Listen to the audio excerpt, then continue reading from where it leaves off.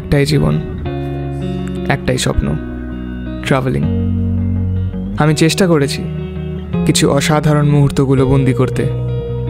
এবার আমি এসেছি অনেক দূর, কিছু নতুন আর রোমাঞ্চক অভিজ্ঞতার সন্ধানে। চলো তোমাদের নিয়ে যাই এক সুন্দর দেশে, থাইল্যান্ড।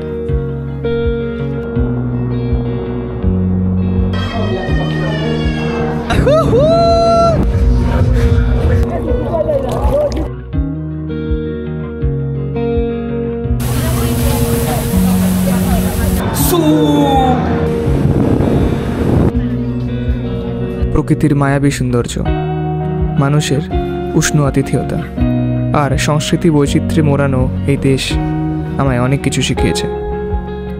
জীবনের সরলতা, পরিশ্রমের মর্যাদা আর প্রকৃতির সঙ্গে সামঞ্জস্য রেখে বাঁচার শিল্প এখানে প্রথম অনুভব করেছি। এই দেশ শুধু ভ্রমণের নয়, শেখারও এক অসীম জগৎ।